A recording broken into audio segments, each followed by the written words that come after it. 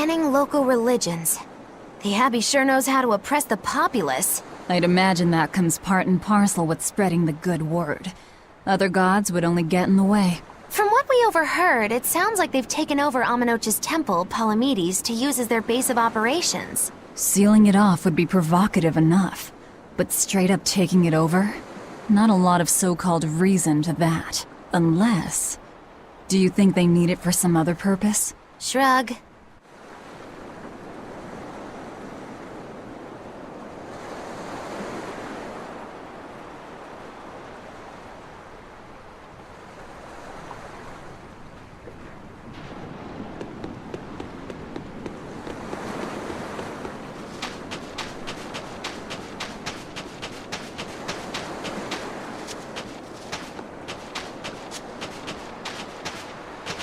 It sounds like deciphering the text might take some time. We should be prepared to wait it out here a while.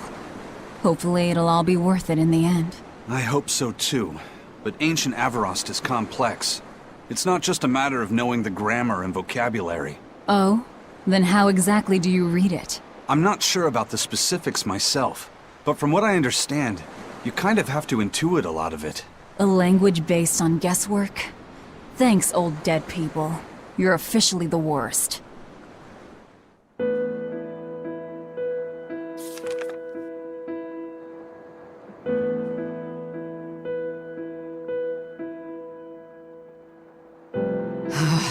Oh, ancient Avarost. You have the obstinacy of a spurned lover who refuses to move on. Even for you, teacher? It's this one crucial line. I can't wrap my head around it. Well, from what you've taught me so far, it looks like it says... Sa, Popo, Mucho, Sanchon. Correct, but if you merely translate it word for word, it ends up saying, the parent hates tomatoes, the child eggplants. I doubt those have much to do with Innominat. Yeah. Their grammar is nothing like ours. Sometimes you have to reorder the words, and even then the meaning can require leaps of logic and flashes of intuition. Reordering? So like... San-san, Pocho Pocho, Pocho Musan, Pocho Musan. Can you read it that way? Pocho Muson. Now where did you get that from? These words are lined up, like they repeat. And when I read this part that same way, it just felt right. Pocho Muson. If that's repeated here, then the passage turns into... the Nameless Empyrean. Empyrean! Ho ho, that has to refer to Innominat. I think we're on to something. Alright, so if we apply this rule here, then... It would seem to be a book of children's counting songs. It's not about Innominat? What matters is what the song says, child. And I think you will be very interested in the words. I wonder if they've made any progress yet. Shall we go check on them?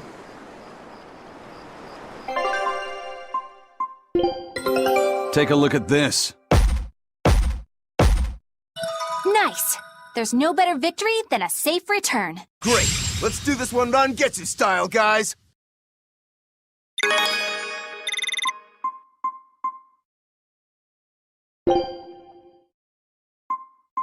Scout ship setting sail.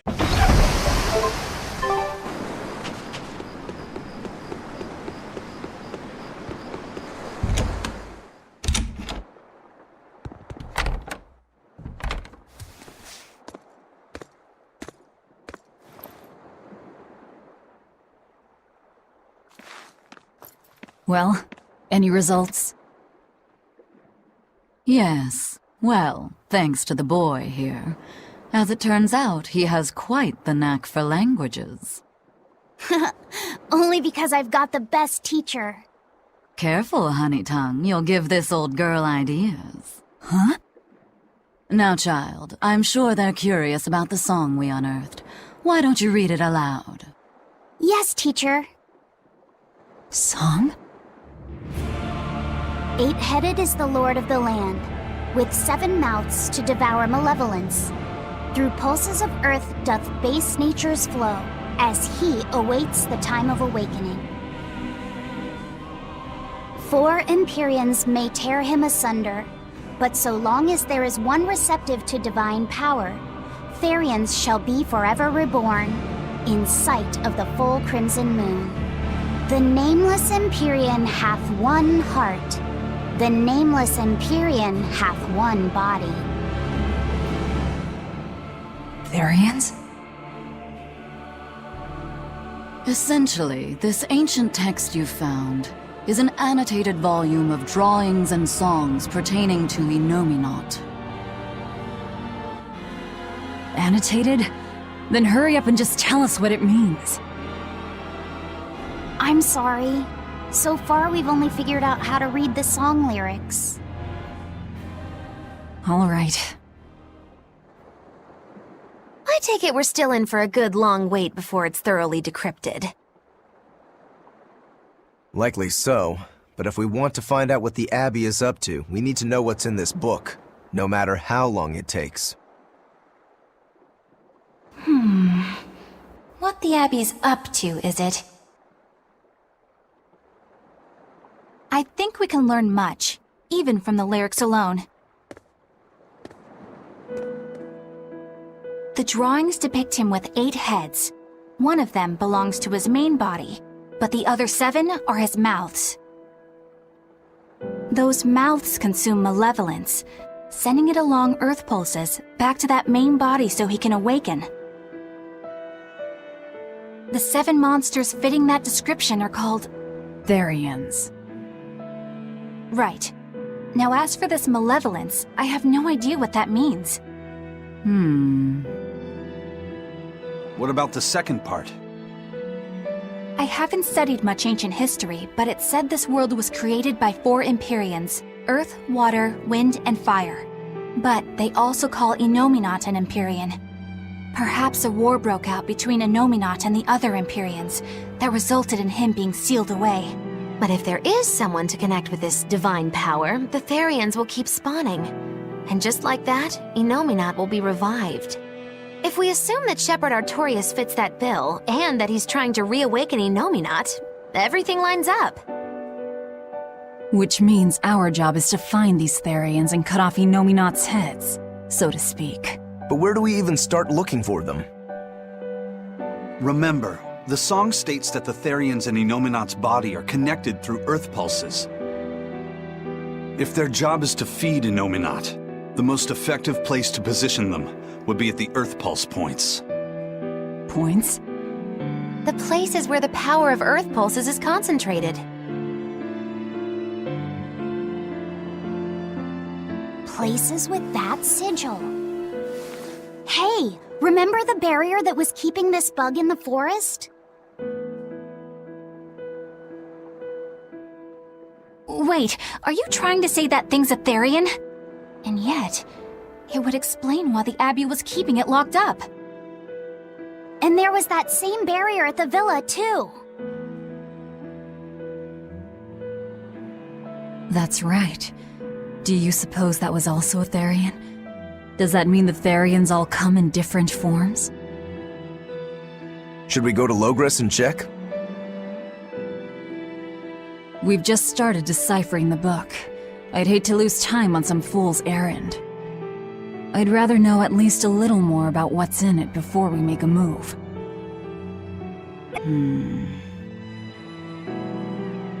Something bothering you, Grim? This line, the one about Therians being forever reborn.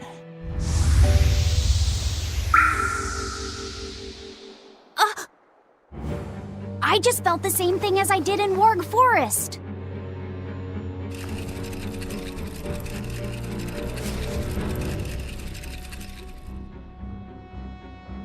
The needle's pointing in the direction of Aminoch's temple, Palamedes. Do I recall hearing that the Abbey took that over? Temples and ritual sites are often built on places thought to be rich in spiritual energy. Could the temple possibly be an Earth Pulse point? There's lots of Earth Pulse points scattered all over the world. If there's only 7 Therians, most of them will be empty. It's not like we have any better leads. If there's even a chance, shouldn't we go check it out? Better than sitting around waiting on the book.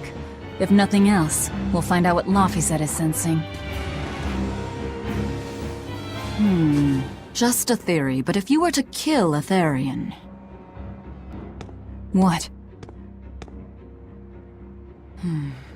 I guess there's only one way to find out. Never mind. Good luck out there.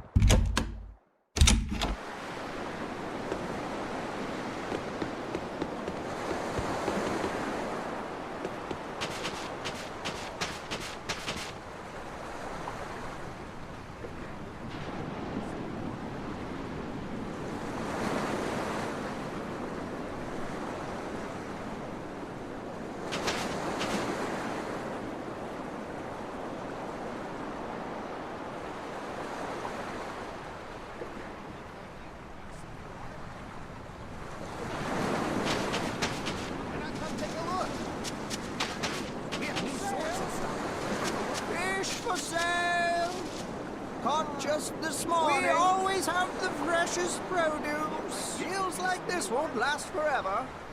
You, over there. Why not come take a look? We have new swords in stock. Why not come take a look?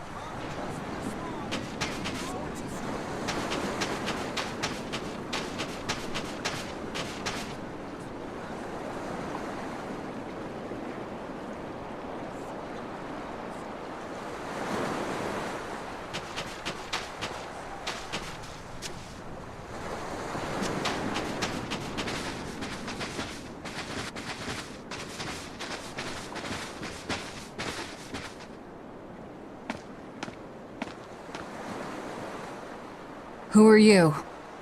The innkeeper's daughter. I happened to overhear you all talking about going to Palamedes and... Did you report us to the Abbey? Report? But you already have an exorcist with you. If you have any business, talk with her then.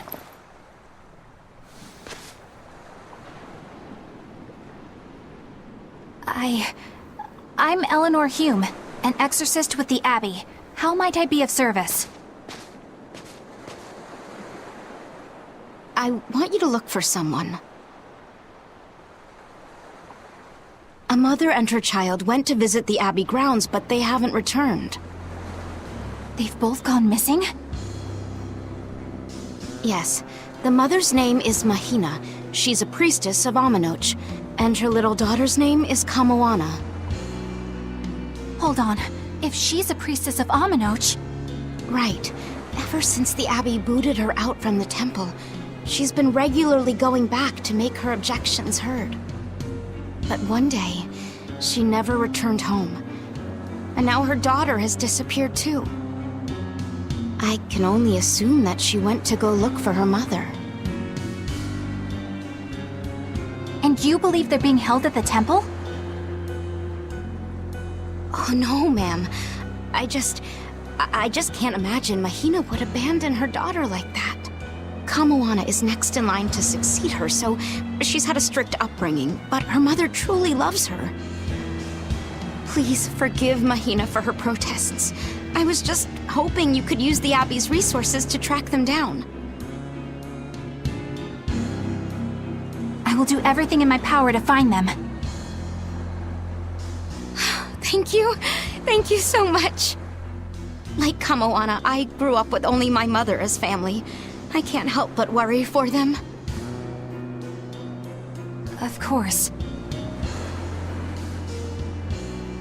Let's be off, Miss Exorcist.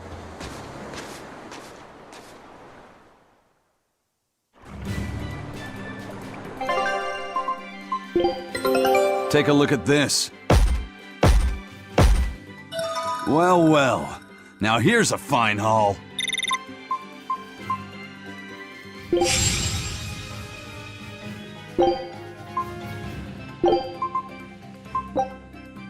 Scout ship setting sail.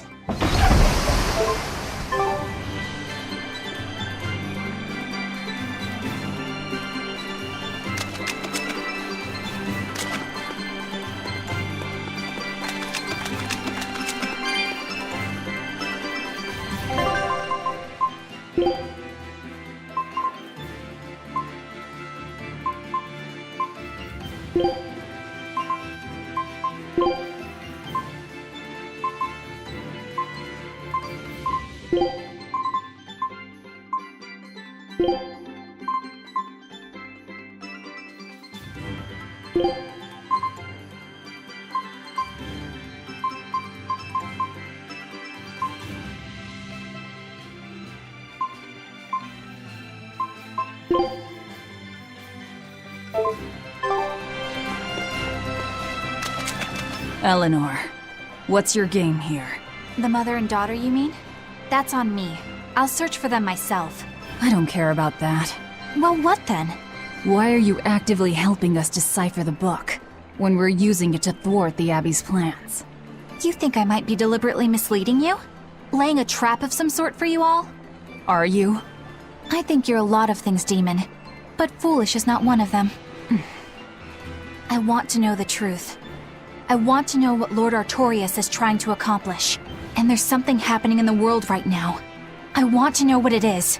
Unfortunately, little old Eleanor has never been deemed trustworthy enough to be given such information. So, my only option is to find out for myself.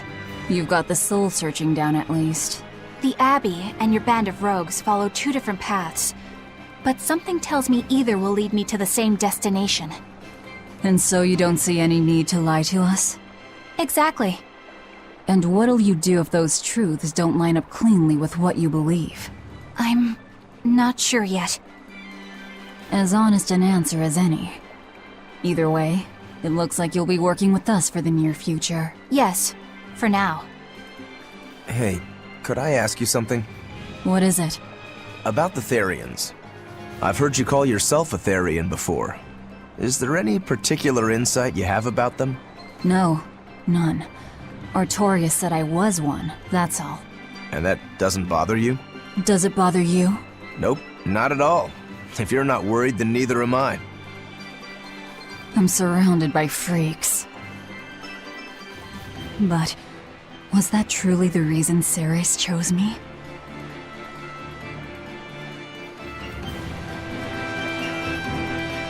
Velvet keeps picking on Madame Eleanor.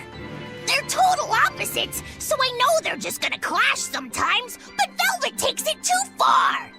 You really think they're totally opposite? If Madame Eleanor is a white lily, then Velvet is a black rose. If Madame Eleanor is a soaring Pegasus, then Velvet is a wolf in the shadows. If Madame Eleanor is a plate of spaghetti carbonara, Velvet is squidding noodles with seaweed. I don't follow you completely, but I think I get the point. I'm sure you understand. The two have nothing at all in common.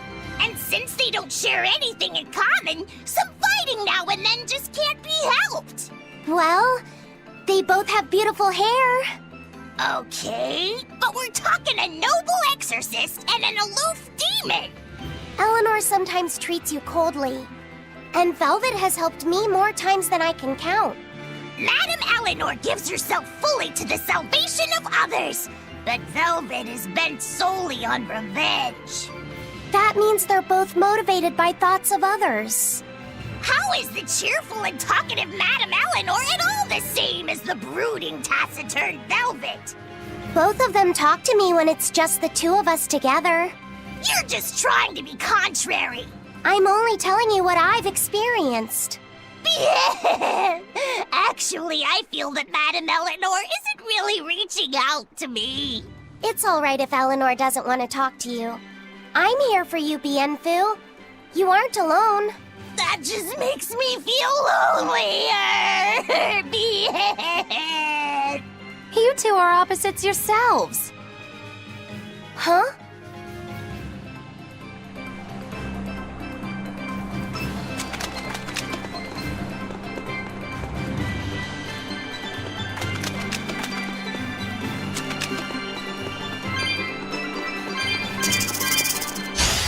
I'll finish this quickly.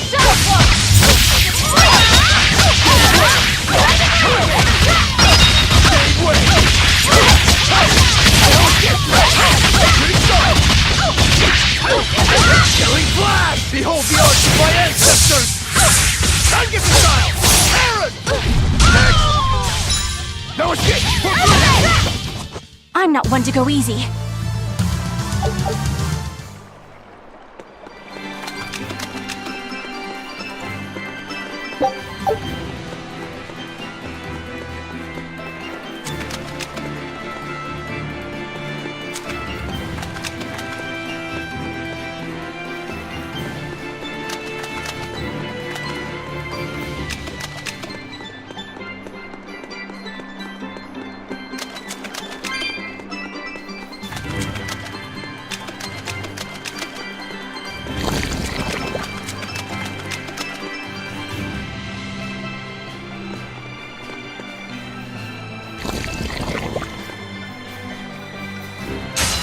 Don't waste my time.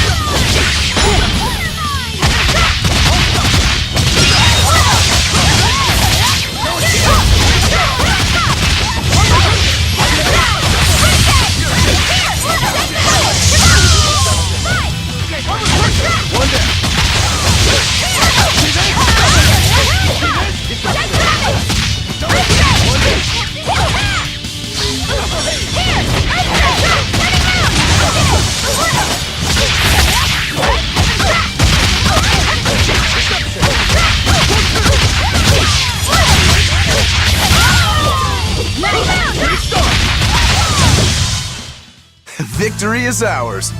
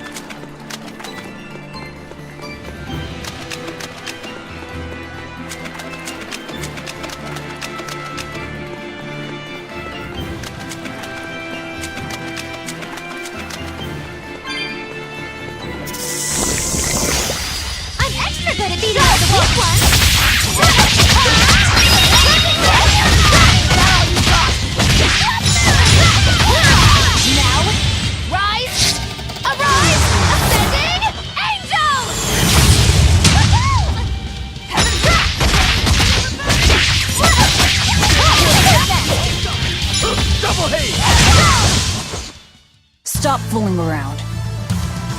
But I'm serious about my fooling around.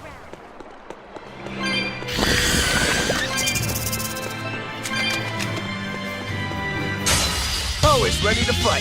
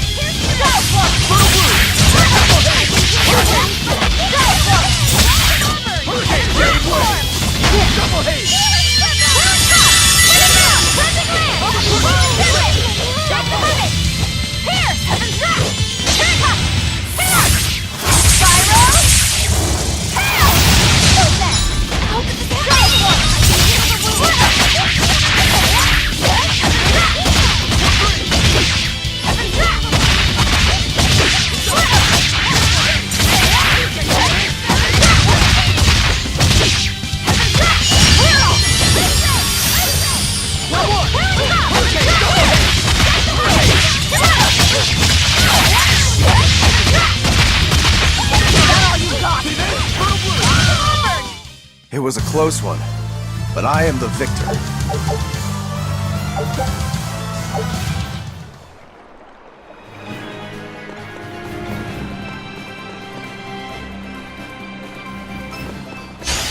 I'll show you the beauty of my firework! No mercy! Won't I will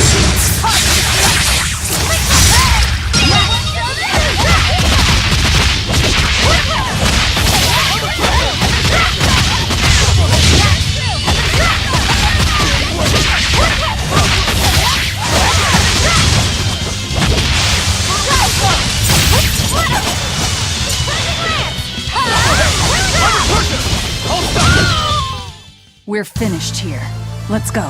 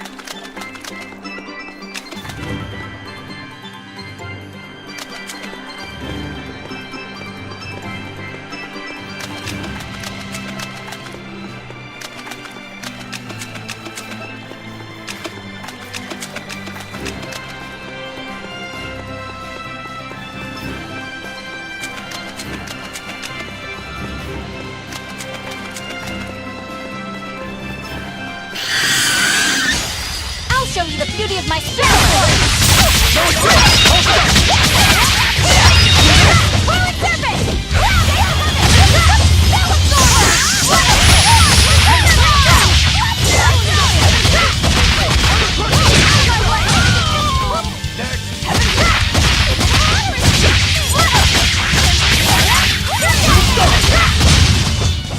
You won't get any pity or compassion from me.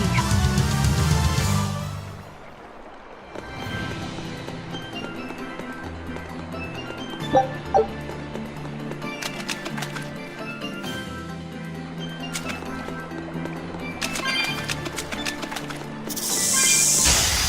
extra good at beating up the weak ones!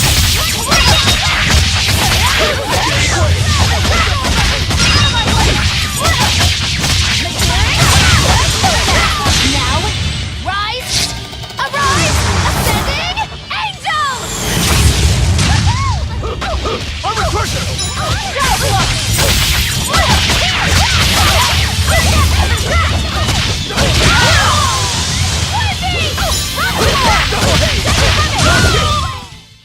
Even Even a short weapon is effective up close. And training can help it get...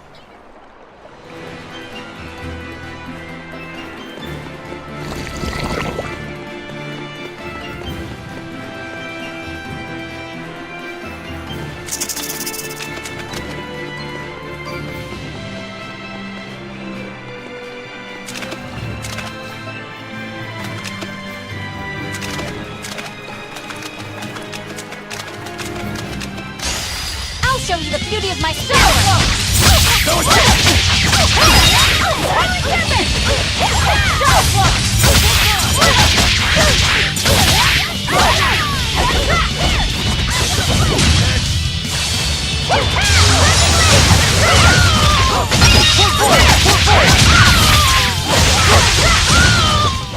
Yes, yes, I know. I'm incredible.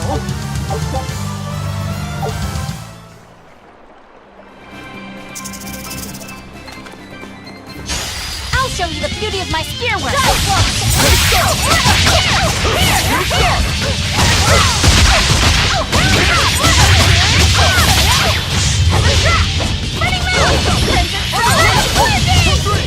Killing flash! But I'm this close! I want this! Form zero! Not even worth my time.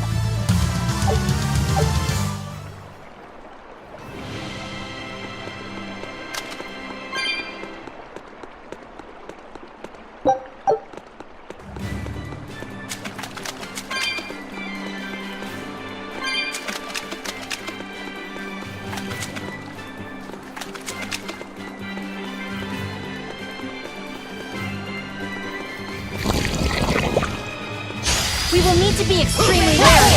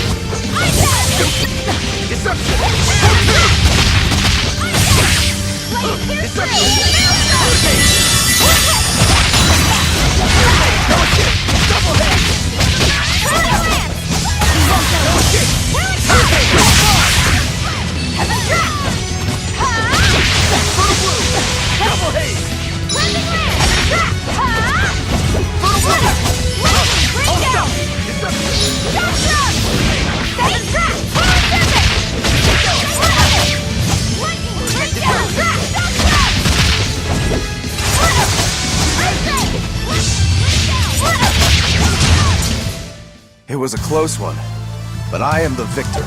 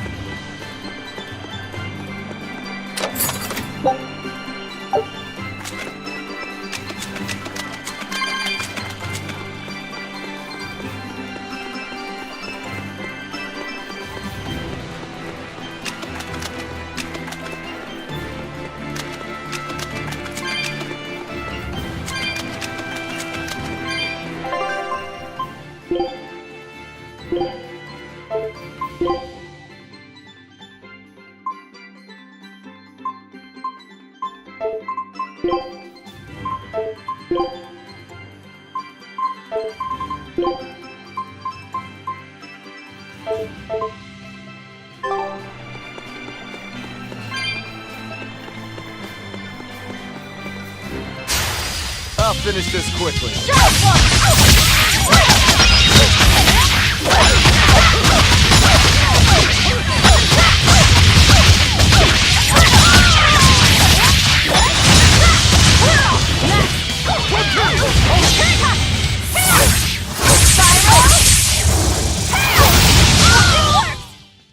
You really do have a peculiar air about you. Yeah.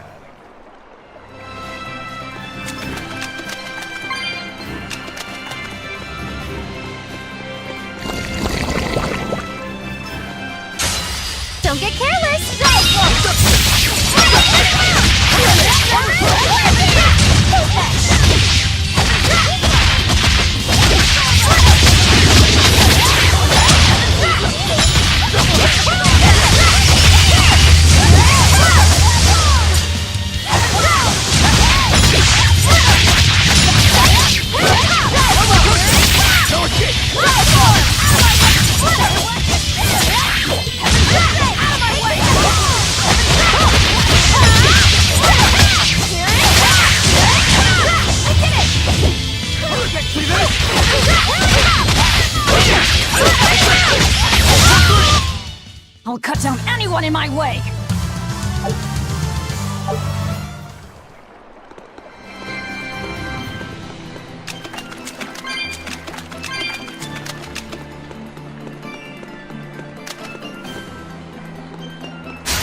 I'm extra good at beating up that wall!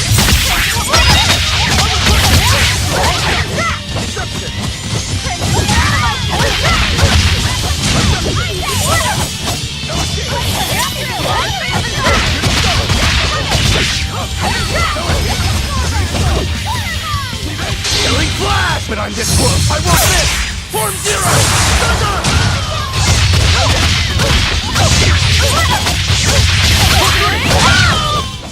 Not even worth my time.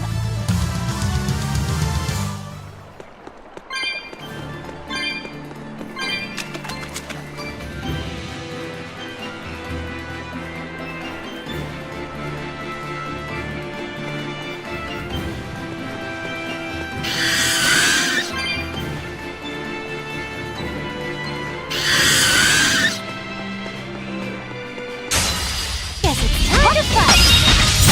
No mercy! Wounds I will shoot!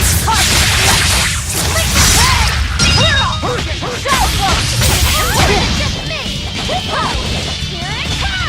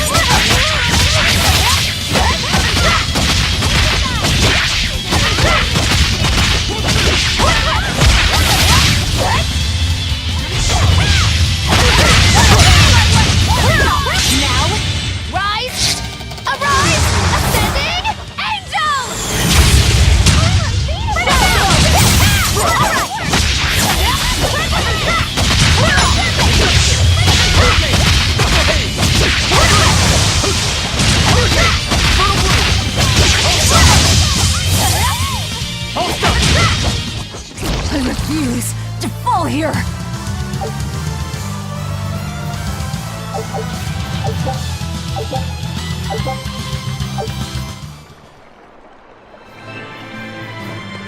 This rocky shore just keeps going. Just don't step on any sea slugs, okay? Why not? What's the big deal? It's just that it isn't pretty. Their insides squish everywhere. Yikes. That sounds pretty traumatizing. Then again, if you pickle their innards, it makes for a great snack. You eat them? Oh, don't be a baby. You've had worse. Forget the sea slugs. Try not to step on the coral. Good point. Coral is alive and needs our protection. Or maybe it's because some of it can be sold for jewelry. I didn't mean either of those reasons. Although Manon appears similar to Maclear Beach, it was formed by a completely different process. Now that you mention it, this area is covered by rocks. Maclear is just your average seashore. But Manon here was made by the slow corrosion of seaside caves. They were worn away by the waves? That too. But mainly, it was the handiwork of a rock-eating species of coral, known as ravening table coral. Stay in contact long enough, and they'll melt your flesh right off. Ah, so that's why it tingles every time I touch the coral. Why didn't you warn us earlier?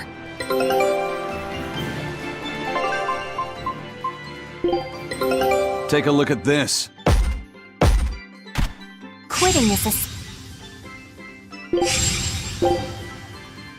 Scout ship setting sail.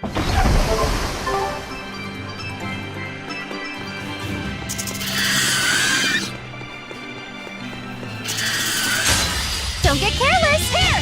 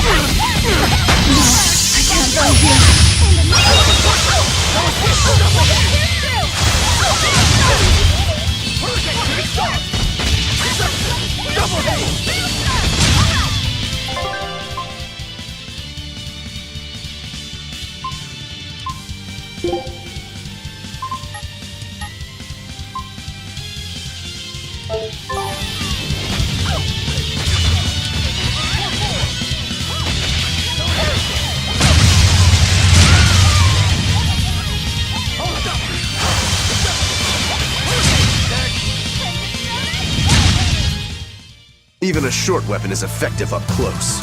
And training can help it get even closer.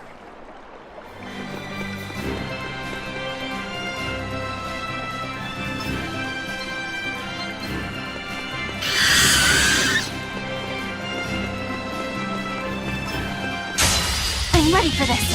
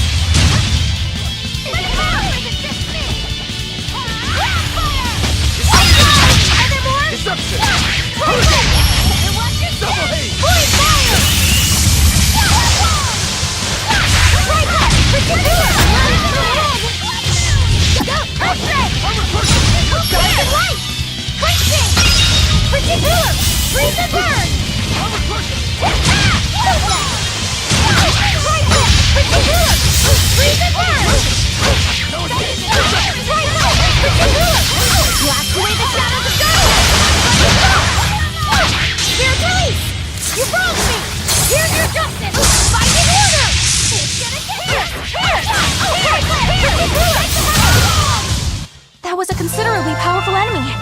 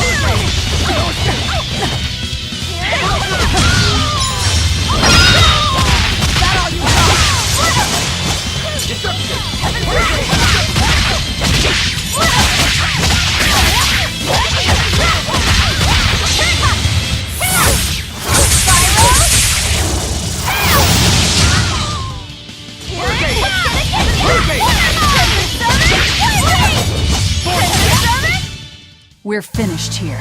Let's go.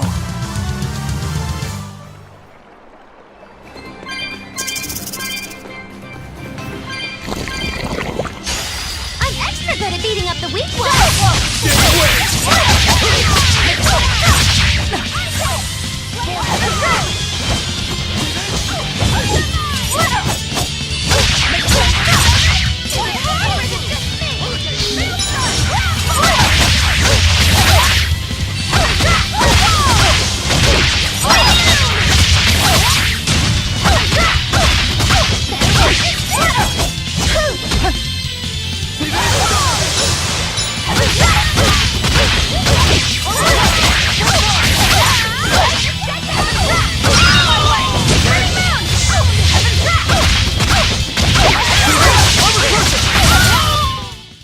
Come on, really?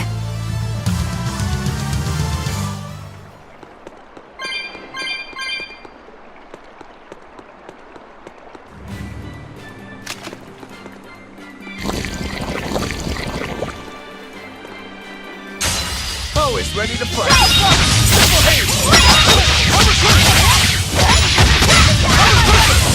See this?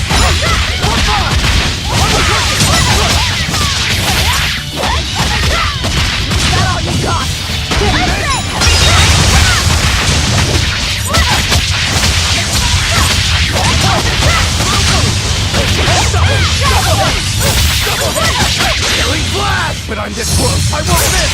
Form zero! Not bad. You too.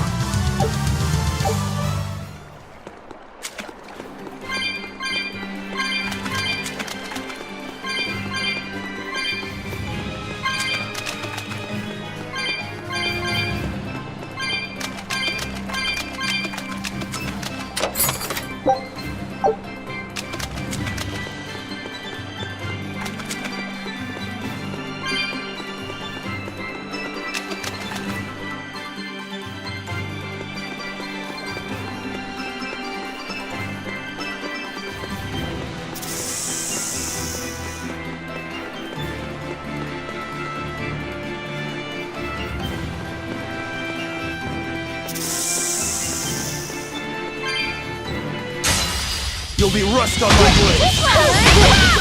Ready? Feel the What in the world? Armor crusher! Hope this works! Holy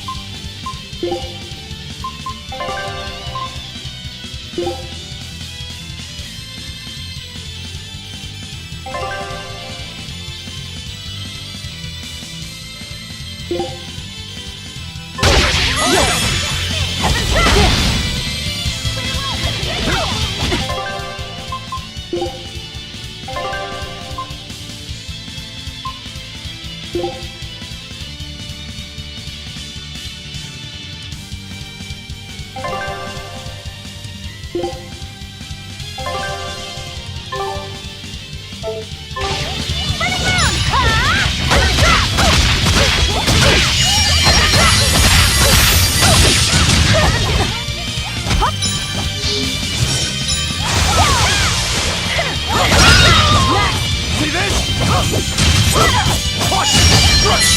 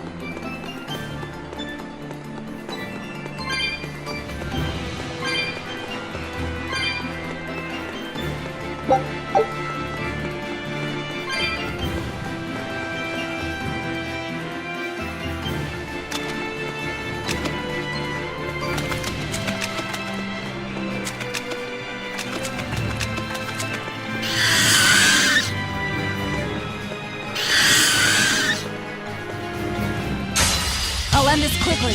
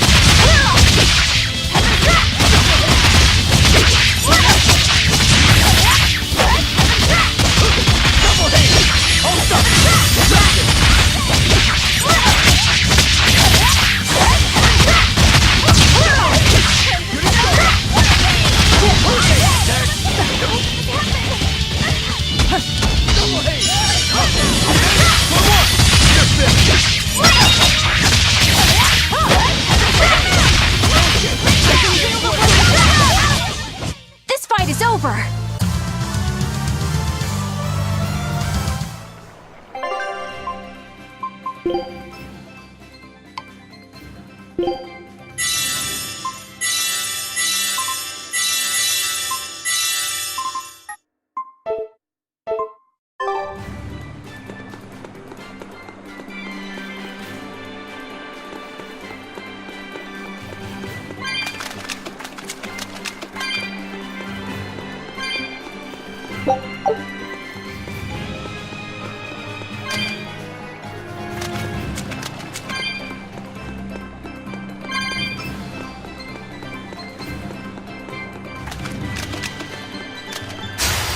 I'll finish this quick.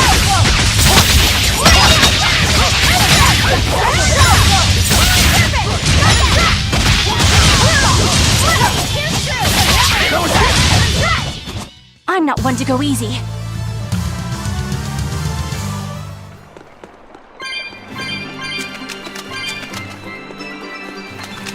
Laffy said, have you been taking care of that rhino stag roast like a good boy? Of course! I make sure to feed it every night before I go to sleep, since it's nocturnal. How long are you going to keep on calling it a rhino stag roast? I don't know. It's a new kind of beetle, so it's gonna be hard to tell if it's really a rhino or a stag. You're asking a lot of questions. Bienfu, do you like bugs? Duh! I love rhinoceros and stag beetles both! What guy doesn't find them fascinating? Right? So which kind of beetle do you think it is? Rhino or stag? Oh, that's a tough question. But guess what? Miss Mogulu taught me a surefire way to tell. I didn't know there was a way to tell. Yeah, but if I do it, you gotta name it after me, alright? Come on! What guy doesn't wish he had a cool bug named after himself, right? And besides, Miss Mogulu told me that this technique is so good that it's only fair to have a bug named after you in return. So what do you say, man to man? Come on, let's live the dream! Oh, all right. How can I say no to that? Besides, we all did work together to capture it anyway. Yay! Thanks, Laffy said. All right, show me the bug and I'll tell you what it is.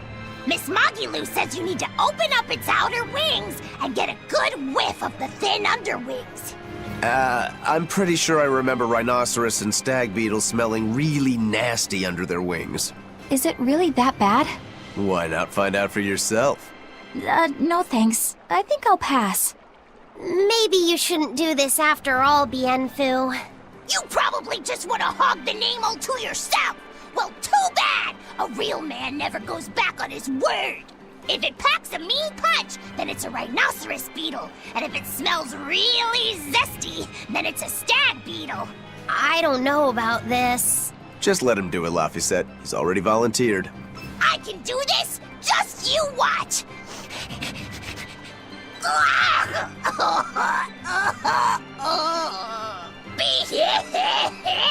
This smell is the most bad thing that ever batted it! Whoa! He fainted with his eyes still open! Hey, wake up! As soon as I smelled it, my nose literally exploded. He looks like he's having a bad dream.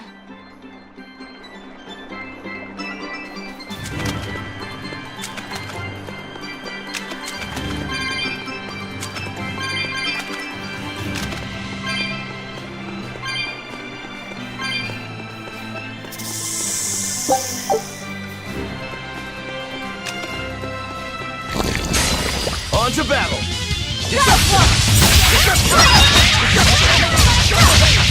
Killing flash! But I'm this close, I won't miss! Form zero!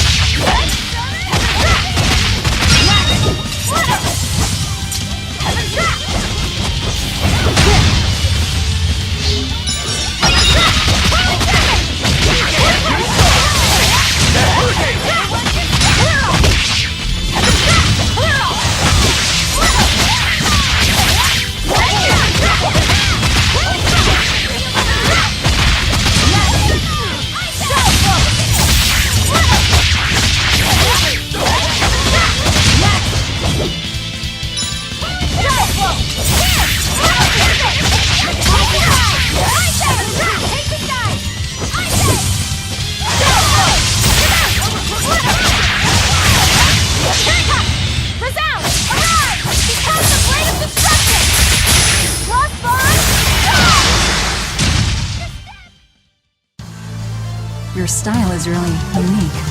Just wait until I pull out the goods.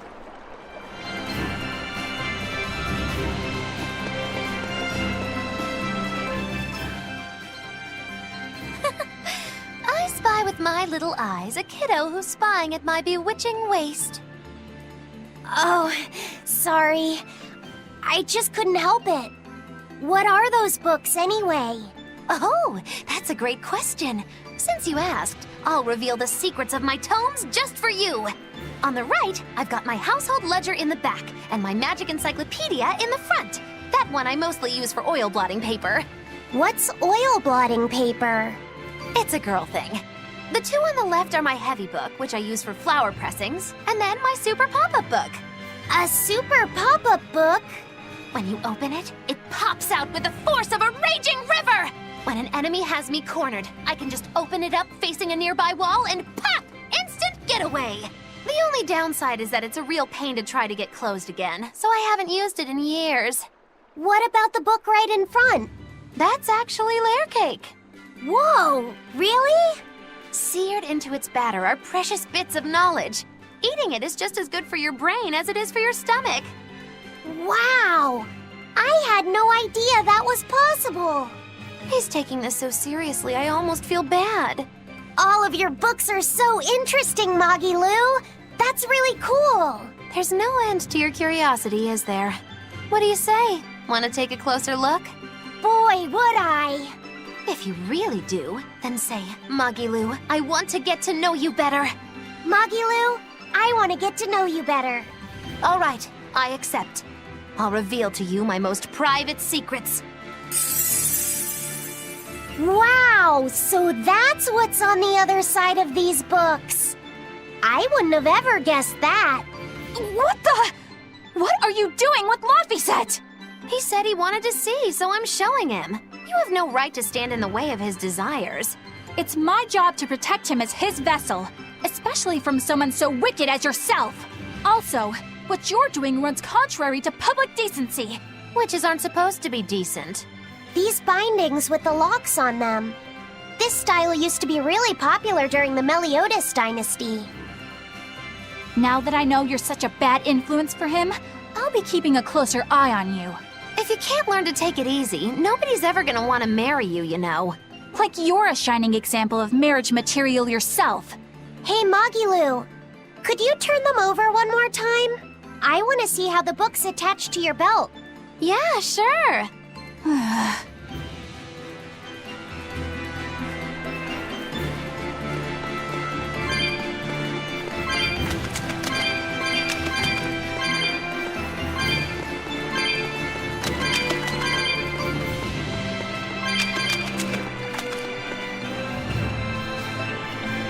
Hey, Magilu. I was wondering about that book you have on your waist. The one you called your heavy book, for flower pressings. Your curiosity truly knows no bounds, does it, kiddo? Okay, nobody else knows this, but since you're so interested, I'd hate to leave you hanging. My heavy book, the one I use for flower pressings, is none other than a collection of Bienfu's poetry. Bienfu likes to write poems? Yep.